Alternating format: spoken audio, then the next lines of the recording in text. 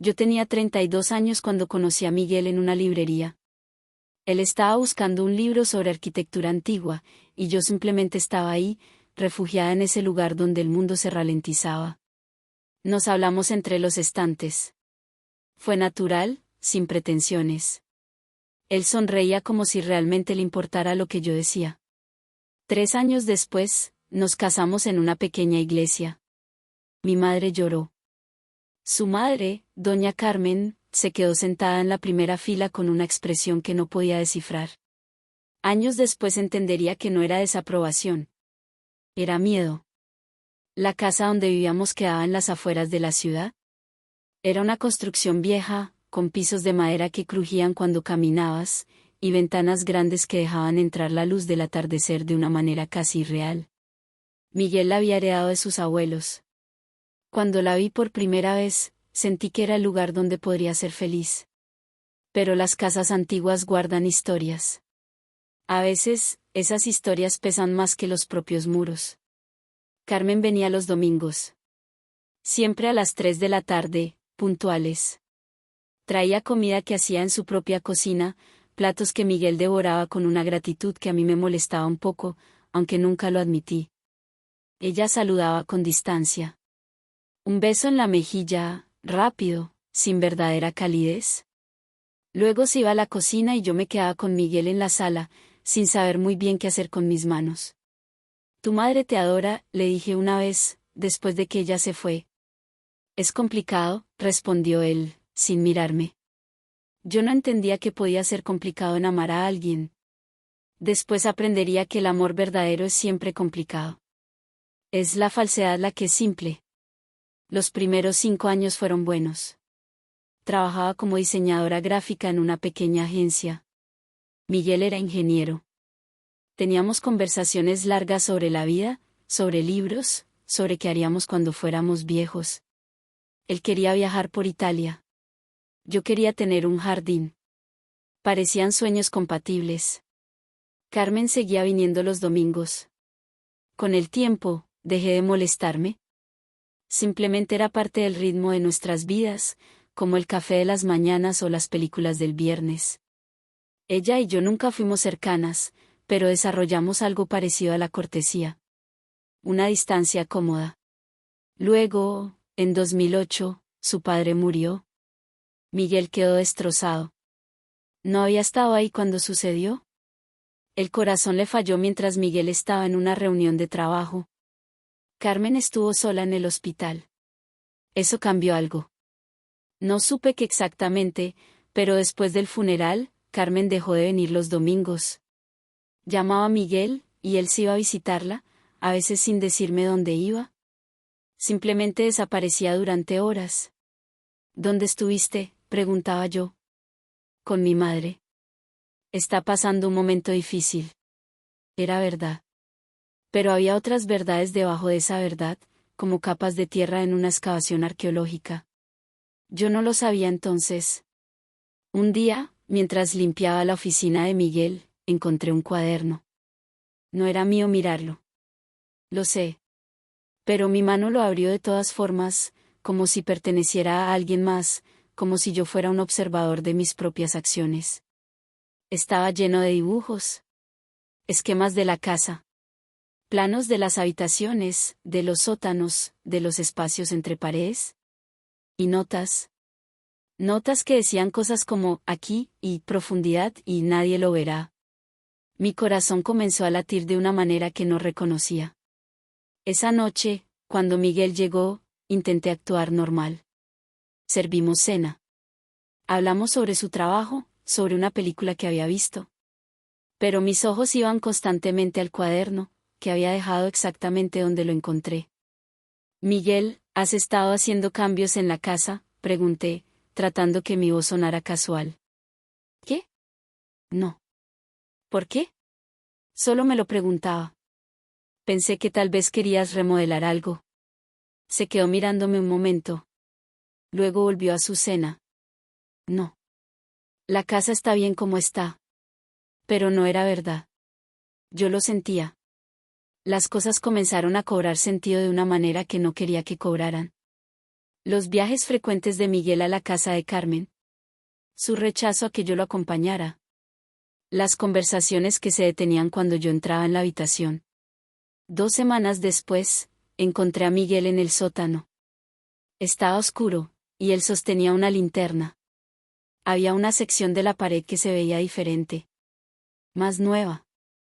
El yeso tenía un color distinto. ¿Qué estás haciendo?, pregunté desde la escalera. Él se sobresaltó tanto que casi se cae. Nada. Solo, revisando cosas. ¿Qué cosas? Estructurales. Cosas que heredé de la casa. Pero su voz temblaba. Y yo había aprendido que cuando la voz tiembla, es porque la verdad está tratando de escapar. Esa noche busqué en internet. Escribí cosas como casas antiguas, espacios ocultos, sótanos secretos. Luego busqué desapariciones en la ciudad, combinadas con el año en que murió el padre de Miguel. Encontré una nota de periódico de 1987. Una joven mujer había desaparecido. 22 años. Se llamaba Elena. Los investigadores sospechan que pudo haber sido un caso de tráfico humano, pero nunca encontraron el cuerpo. El caso quedó sin resolver. Me fijé en la foto. Elena tenía los mismos ojos oscuros que Miguel. Mi mano temblaba cuando cerré la computadora. No dormí esa noche. Me quedé mirando a Miguel dormir, tratando de verlo como alguien diferente. Como un extraño. Como alguien capaz de guardar secretos tan grandes que deformaban el aire alrededor suyo. Al día siguiente llamé a Carmen. No sabía qué iba a decir, pero necesitaba escuchar su voz. Hola, respondió, sorprendida. Yo casi nunca la llamaba. Carmen, necesito que me digas algo. Silencio. ¿Qué cosa? ¿Qué está pasando realmente? Entre tú y Miguel. ¿Qué es lo que están haciendo? Ella respiró profundo. Pude escuchar ese sonido como si estuviera sentada en la sala conmigo. Ven a mi casa, dijo. Esta noche. Cuando Miguel esté en su reunión de trabajo. Su voz sonaba diferente. Más vieja. Como si llevara años esperando este momento. Llegué a su casa cuando empezaba a oscurecer. Vivía en un apartamento pequeño en el centro de la ciudad. Todo era pulcro, ordenado, como si nada en su vida pudiera salirse de control porque ya todo lo importante se había descontrolado hace mucho tiempo. Ella me sirvió té. Nos sentamos en la sala. Por un largo momento, ni habló ni me miró. Tengo una hermana, comenzó finalmente. O la tenía. Elena. Entonces lo supe. Mi estómago se cerró como un puño. ¿Dónde está? En la casa, dijo Carmen, y su voz se quebró. En la pared del sótano. Ha estado ahí desde 1987. Me mareé. Literalmente, la habitación comenzó a girar. No entiendo. Miguel. No fue Miguel, dijo Carmen rápidamente. Fue mi padre. El padre de Miguel. Mi marido. Las palabras no tienen peso hasta que las hablas en voz alta. Entonces pesan todo el universo. Carmen me contó una historia que cambió el color de cada recuerdo que tenía de esa casa. De Miguel. De ella misma. Su hermana menor, Elena, había descubierto que su padre estaba desviando dinero de la empresa familiar. Era joven, impulsiva, amenazó con ir a la policía. Una noche, en el sótano, mientras discutían, él perdió el control. No fue premeditado.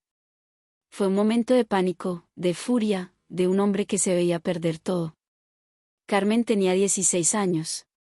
Miguel tenía 14. Ambos lo vieron. O escucharon. O simplemente lo supieron de la manera en que los niños saben las cosas terribles que los adultos intentan ocultar. Su padre construyó un muro. Literal y figurativamente. Enterró a Elena en ese espacio entre paredes. Luego construyó una vida normal sobre esa tumba. Iba a trabajar. Besaba a su esposa. Jugaba con sus hijos. Llevaba a su familia a la iglesia. Y durante 35 años, guardó ese secreto. Cuando murió, Miguel supo inmediatamente qué tenía que hacer. O lo que pensaba que tenía que hacer. Proteger a su madre. Proteger la memoria de su padre. Proteger la casa que era testigo silencioso de todo. ¿Por qué lo permites?, pregunté a Carmen. ¿Por qué no lo reportas? Ella me miró con una tristeza que parecía tener peso físico. Porque es mi hijo, dijo. Y porque el reportarlo no traerá de vuelta a Elena.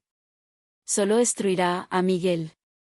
¿Y por qué? Porque he vivido con esta carga durante tanto tiempo que es lo único que sé cómo llevar. Eso no es una razón. Es una excusa. Tienes razón, respondió ella. Tienes toda la razón.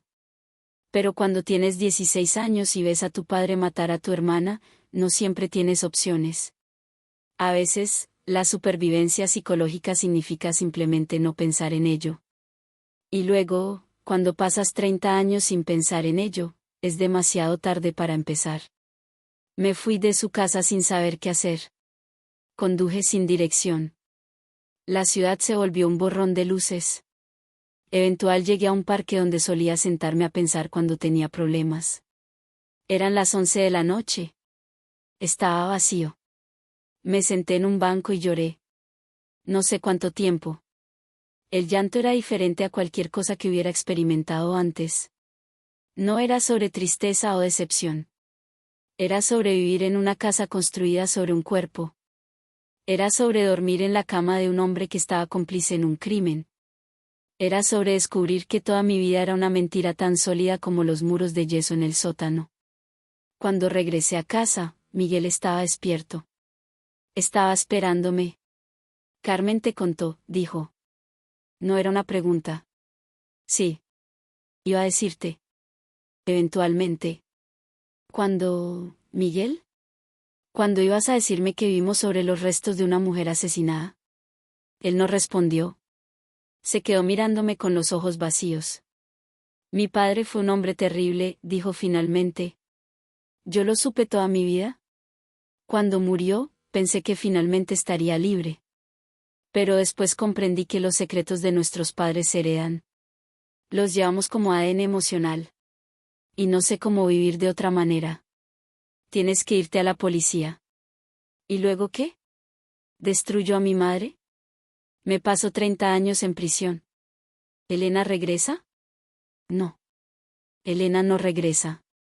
Eso no significa que esté bien dejarla en la pared. Nada de esto está bien, dijo él, y su voz se quebró. Nada de esto ha estado bien desde hace 35 años. Simplemente estamos tratando de vivir dentro del horror. Y ahora tú estás aquí, dentro de él también. Me fui a una habitación de hotel esa noche. Luego a casa de una amiga. Luego a un departamento que alquilé con la intención de que fuera temporal. Pasé 3 meses sin decidir qué hacer. Fue el periodo más confuso de mi vida. Todos los días me levantaba con la intención de hacer una llamada a la policía. Todos los días encontraba una razón para no hacerlo. ¿Era porque amaba a Miguel? ¿Era porque temía lo que pasaría después? Era porque, de alguna manera enfermiza, comprendía que Carmen había pasado toda su vida bajo el peso de este secreto, y agregar otro peso no sanaría nada. Finalmente, un día, llamé a Carmen. ¿Qué harías?, pregunté. Si tuvieras la oportunidad de volver atrás, ¿qué harías diferente? Ella tardó mucho en responder. Habría hablado, dijo. A pesar de todo. Habría hablado cuando tenía 16 años. Habría dejado que la verdad saliera, aunque doliera. Porque guardarlo durante 35 años duele más. Duele de una manera que no puedes comprender hasta que lo has vivido. 3 días después, entré a la comisaría de policía. Conté la historia de principio a fin. Llevaron examinadores forenses a la casa. ¿Encontraron los restos de Elena exactamente donde dije que estarían? Miguel fue arrestado por obstrucción de la justicia y encubrimiento de un crimen. Carmen fue interrogada, pero las leyes de su país no la acusaron porque ella era una menor cuando sucedió. Su padre ya estaba muerto, así que no hubo juicio por su muerte. Pasé por el divorcio más desgarrador de lo que podría haber imaginado. No era porque dejara de amar a Miguel. Era porque descubrí que el amor no es suficiente cuando está construido sobre un cimiento de secretos tan oscuros. 4 años después, cuando Miguel salió de prisión, nos encontramos por casualidad en un café. Ambos nos detuvimos. Durante un momento, simplemente nos miramos. ¿Cómo estás?, pregunté. Diferente, dijo él. Libre de una manera que nunca pensé que sería. El secreto pesaba más que la prisión. ¿Sientes que hice lo correcto? Sí. Aunque durante mucho tiempo, pensé que no. Nos sentamos. Compartimos un café. No fue una reconciliación. Fue simplemente dos personas que habían vivido algo horrible y sobrevivieron. ¿Y Carmen?, pregunté. Mejor. Para sorpresa de todos, mejor. Sin el secreto, puede respirar. Visita la tumba de Elena. Habla de ella. Llora por ella. Son cosas que no podía hacer antes. Años después, cuando tenía 53 años, volví a conducir por la calle donde estaba nuestra casa antigua. Me estacioné frente a ella. Había nuevos dueños. Habían pintado el exterior de un color diferente. No sé exactamente por qué fui. Tal vez para confirmar que la casa era simplemente eso, una casa. Que los secretos que contenía no la hacían especial. Que la malicia humana podía vivir en cualquier lugar, bajo cualquier techo. He pensado mucho sobre culpa. Sobre complicidad. Sobre cómo todas las personas que conocemos guardan cosas que nos cambiarían si las supiéramos. A veces pienso que Miguel era una víctima también. A veces pienso que era un cómplice. La mayoría de las veces, pienso que eran ambas cosas. Hoy, a los 64 años, tengo mi propia casa. Es pequeña, sencilla. No tiene sótanos. No tiene secretos enterrados en las paredes. Tiene luz natural durante todo el día. A veces pienso en Elena. En la vida que no vivió. En los 35 años en la oscuridad. En las personas que amó y que la amaron, que nunca supieron exactamente qué sucedió. He aprendido que la verdad siempre sale. Tal vez no inmediatamente. Tal vez después de 35 años. Pero sale. Porque la verdad, a diferencia de los secretos, tiene su propio peso y densidad. Eventualmente, el muro no puede sostenerla. También he aprendido que perdonar no significa reconciliarse. Significa simplemente dejar de llevar la rabia como si fuera un hijo. Carmen murió hace 3 años. En su funeral, Miguel y yo nos vimos. No hablamos. Pero en nuestras miradas había un entendimiento que solo comparten las personas que han vivido lo que nosotros vivimos. Hace poco, una joven mujer, periodista, quiso escribir una historia sobre el caso de Elena. Me contactó. Pensé en rehusarme. Pensé en dejar que todo descansara donde descansa. Pero recordé lo que Carmen me dijo, ¿habría hablado? A pesar de todo. Habría hablado. Así que le conté mi historia. Porque tal vez, en algún lugar, alguien está guardando un secreto del tamaño de una casa. Y tal vez, si escucha que la verdad, aunque sea terrible, es mejor que la mentira, encontrará el valor de hablar. Los secretos nos construyen muro por muro. Pero la verdad nos libera. He tardado mucho en entenderlo. Pero lo he entendido finalmente. Al final comprendí que no todas las verdades llegan para destruirte, algunas llegan para salvarte, aunque el proceso se sienta como una demolición total. Durante años pensé que la vida se construía sumando cosas, amor, estabilidad, recuerdos, rutinas. Nadie te prepara para el momento en que descubres que también se construye quitando. Quitando silencios. Quitando mentiras. Quitando personas que amas, pero que sostienen su mundo sobre cimientos podridos. La casa donde viví con Miguel no era solo un lugar físico, era una metáfora perfecta de lo que fue nuestra vida juntos, hermosa por fuera, funcional en apariencia, pero levantada sobre algo que nunca debió ser enterrado. Y cuando la verdad salió a la luz, no fue la casa la que se derrumbó, fui yo, para luego reconstruirme de una forma más honesta. Hoy sé que el amor no puede sobrevivir cuando exige complicidad con el horror. Amar no es proteger a toda costa, a veces, amar es tener el valor de decir, esto está mal, aunque el precio sea perderlo todo. Durante mucho tiempo me pregunté si había sido cruel, si había actuado desde la rabia o desde una moral demasiado rígida. Pero con los años entendí que lo único verdaderamente cruel habría sido callar. Porque el silencio no es neutral, siempre protege al culpable y condena al que ya no puede defenderse. Elena no tuvo voz durante 35 años. Yo no podía robarle otros 35 más. He aprendido que las familias no solo heredan rasgos físicos o tradiciones, heredan secretos, miedos, pactos invisibles. Y romper esos pactos duele como romper un hueso mal soldado. Carmen vivió atrapada en ese pacto toda su vida. Pensó que proteger a su hijo significaba cargar sola con la culpa.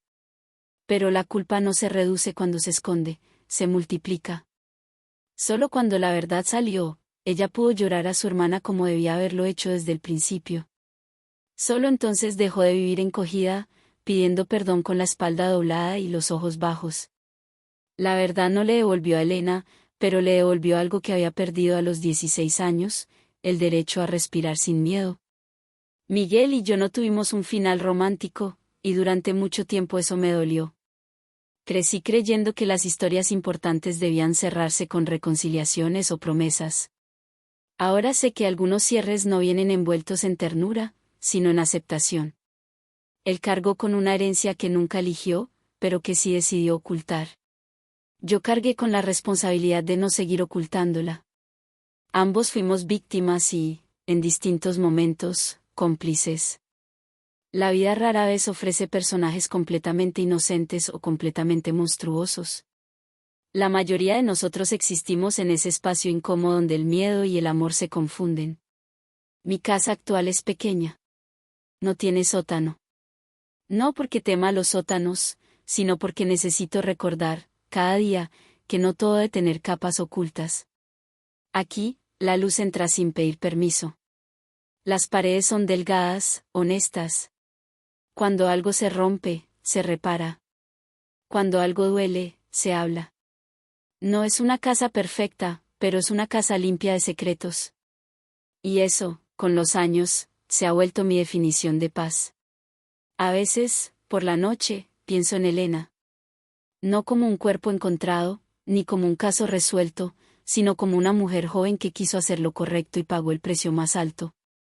Me pregunto quién habría sido, a quién habría amado, qué tipo de vida habría construido. Pensar en ella duele, pero es un dolor necesario. Porque olvidar es otra forma de enterrarla, y ya estuvo enterrada demasiado tiempo. Si algo he aprendido es que la verdad no es amable, pero es justa. No llega cuando la invitas, llega cuando puede. Y cuando llega, exige espacio.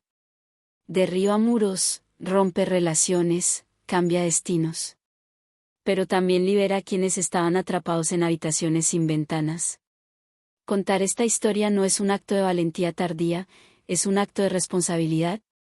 Porque en algún lugar, alguien está leyendo esto mientras vive dentro de su propia casa llena de secretos, diciéndose que callar es más fácil, que hablar lo destruirá todo. Y tal vez sea cierto. Tal vez hablar destruya todo lo que conoces. Pero también puede ser lo único que te permita empezar a vivir de verdad. Los muros pueden sostener casas durante décadas. Pero nunca sostienen la verdad para siempre. Y cuando finalmente caen, lo que queda no es solo ruina. A veces, lo que queda es libertad.